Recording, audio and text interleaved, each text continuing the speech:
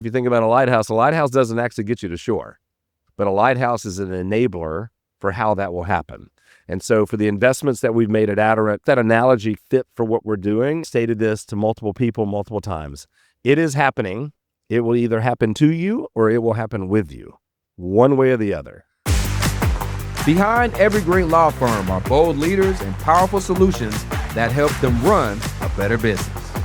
Welcome to Studio A, the home of legal tech innovation.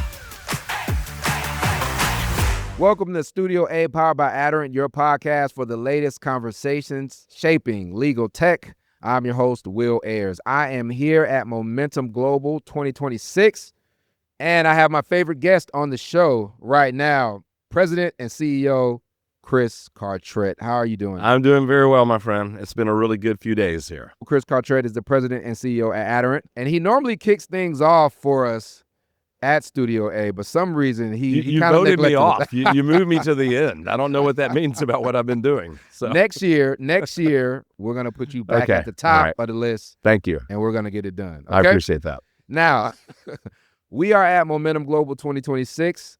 The big theme is innovation delivered. There's a lot of innovation going on, and I saw you on stage talking about all of the amazing things that our team is doing at Aderant. Can you tell our audience what is the main thing that you talked about on stage today? Because it was great. This has been a really good conference. Over the past few years, we've made a lot of investments. We've delivered a lot of things to the market, but we really were doing some foundational work for things that we knew would have a greater impact for clients. The reason that we chose innovation for this one was we have 12 different AI products in market, like truly revenue generating AI products in market. And then we were releasing our agent center with 3 new agents that honestly have an enormous impact for the law firms who leverage the different products and applications that we have. And then between now and the end of the year, there's another 15 products coming and another 10 agents over the top of that. It just made sense to make it about innovation. I think we're realizing our place as it makes sense, like in the ecosystem of what's happening, especially within our core market, which is the back office. I talked from the stage about the fact that I want our customers to think of us as like a lighthouse. It helps steer you clear of where there are rocky places. The most important thing is, though, if you think about a lighthouse doesn't actually get you to shore. It's still about you. You're the one that still has to get there. But a lighthouse is an enabler for how that will happen. And so for the investments that we've made at Aderant, for the things that we brought to market, for everything that's continuing to come out on a pretty regular basis, I thought that analogy fit for what we're doing, and based on the feedback from our clients, they seem to have really enjoyed it. Now, you talked about Aderant 2030. I'll say that again for our listeners. Aderant 2030. What fundamentally changes about how law firms operate between now and 2030, and explain what that means? Yeah, so Aderant 2030 actually is a little bit more about them than it actually is about us, meaning we tried to look at the market for what is happening with AI that you've seen happen in professional services, accounting firms, everything else. That's really happening exponentially within the legal market. For example, you and I have talked about this before.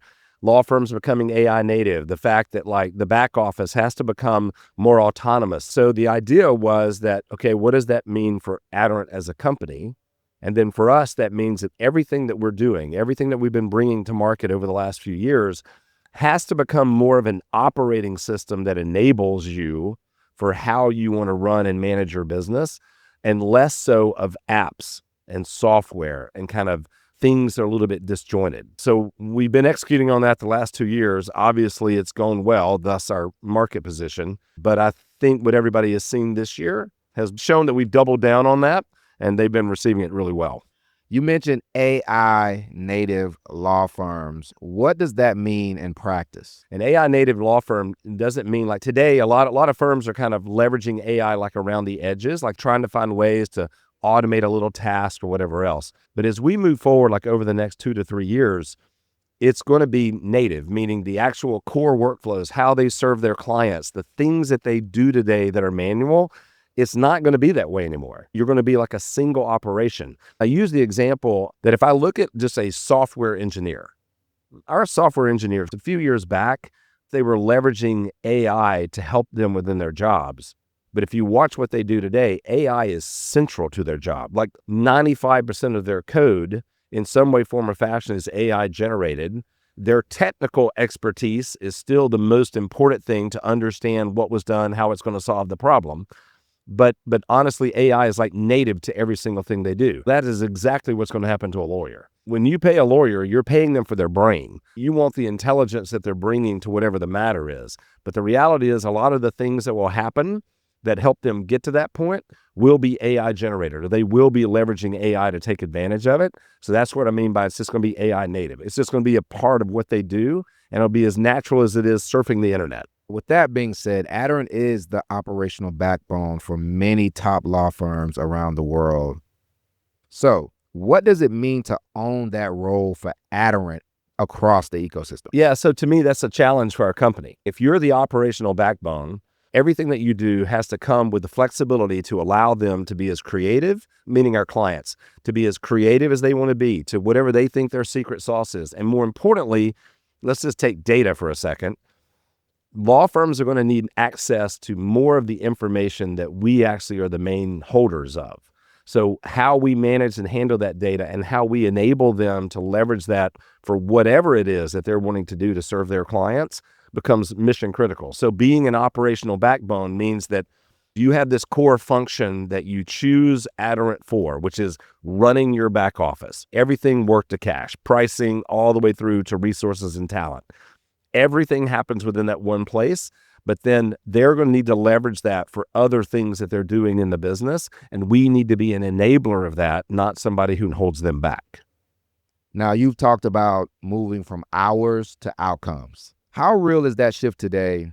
And what has to happen for that to truly take hold? Yeah, so that is actually happening. And let's be crystal clear, Chris Cartrett did not say the billable hour is going away. Like, that is not a thing. You may want to repeat that. I know. I keep saying it over, and everybody's like, oh, Chris thinks the billable hour is going away. I do not. But what is happening is all of our clients have been getting challenged with this, which is how do you show AI value within a matter? And a lot of the GCs that are asking that question, they don't even know themselves what they want to see the answer to be.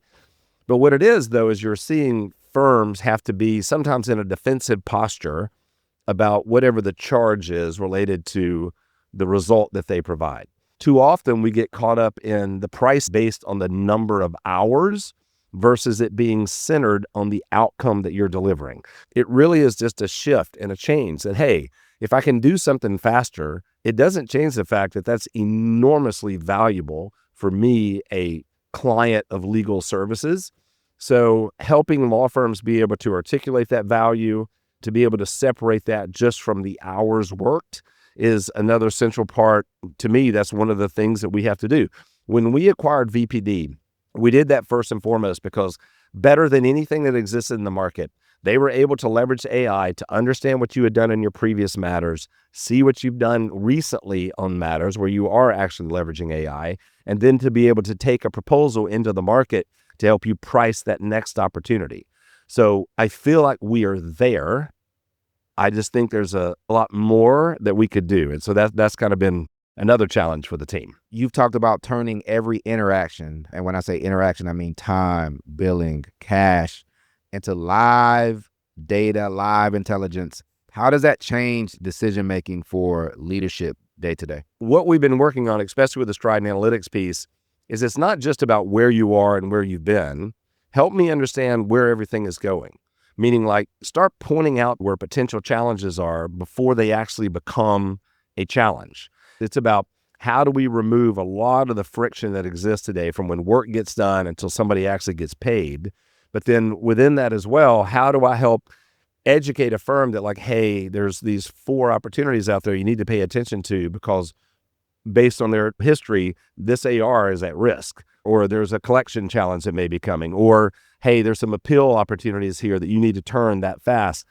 There's just a lot for us to do there to help firms forecast and to be action oriented versus just acting on stale data that, from whenever it came from. So now, many times there's a gap between vision and execution. So let's talk a little bit more about what's already working. Where are you actually seeing firms begin to operate this way today? Yeah. So, what's funny? Like in our work to cash program, like we actually talked about this in the main stage. We have clients where they honestly talked about the fact that they had 70% reduction in deductions. They're having an enormous impact. Like the way we handle rules and guidelines, having that integrated with time, having that integrated into the bill, how that flows through the e-billing process, how that then comes back and educates the rules and guidelines for the next time you do it, is having an enormous impact. And the law firms are seeing this. We had one AmLaw 100 firm that talked about like $14 million in deductions that actually were found and were able to handle through our software in a different way. I believe for us, though, that we're just now scratching the surface, because today we're still doing things as individual apps passing information.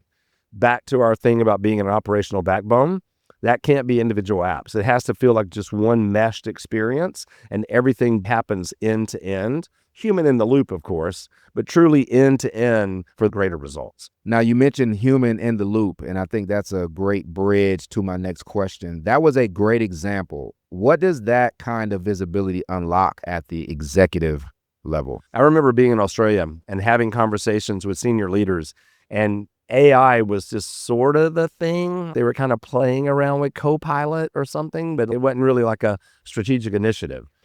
Well, then you go back last year, and those same law firms are like, they're all in. They're like, we got to figure this thing out. And like we have certain firms in New York that are always kind of out front of maybe some others. And what I've watched happen with them is they were looking at AI as a way to automate around the edges, meaning take a process and maybe fix a few little things inside it. To me, though, what this is ultimately about, it's about rethinking the entire process. Knowing that we have AI as a capable tool, what is the fastest way to get to the outcome? And I think that's what you're starting to see. You're seeing executives completely rethink their value chain, completely rethink how they serve a client. As we look out to 2030 in the legal market, one of the things that we're also going to start to see is not just client teams, meaning like inside a law firm, a client team that goes to serve a client.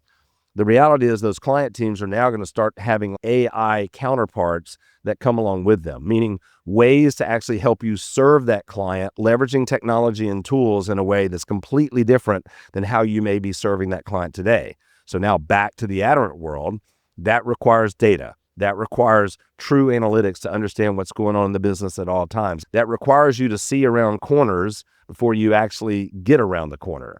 So that to me is like a challenge for our team. That's what we want to enable. That world is coming, and we think Aderant has a major place to play in that. Well, let me ask you this. How much of this transformation is being driven by client pressure versus internal ambition and things Aderant wants to put into the market and problems that we want to solve?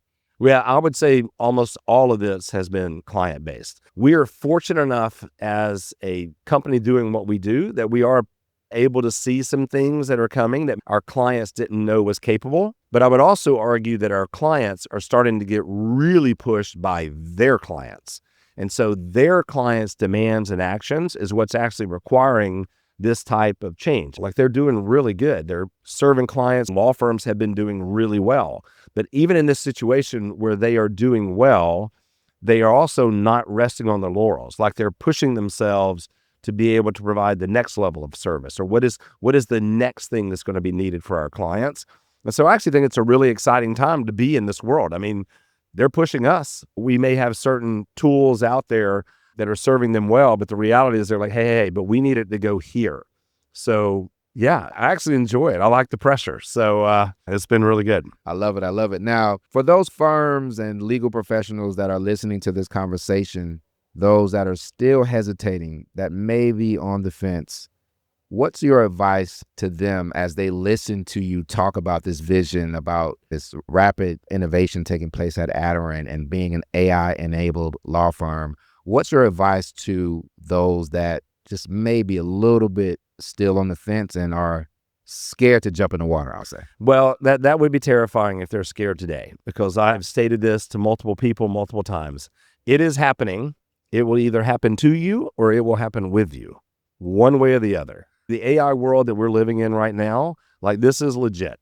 I shared this story. I heard it a few weeks ago in Chicago. It was a real story from a real law firm that I think it was like 1988. This guy had this handwritten note that he kept, and it was from a practice head who literally had talked to the managing partner. And in the note, it said, hey, listen, we've been doing this POC and we've decided we want to opt out. We don't think this email thing will take note. I'm like, it's email. Like, it's hilarious to think about how people thought about that then. Right? AI is at a whole nother level. So it's the same thing again. There is so much there to help us, like at Aderant, to be a better business, to serve our clients better, to be more innovative and bringing things to market faster, that why would you not want to lean into that opportunity? And so then if I'm a law firm, it works the same way. Hey, I need to try some things that may fail, but at the same time, though, I got to be going, because once you start hitting, the opportunity for success is pretty enormous. I'll add one more thing to that, Will.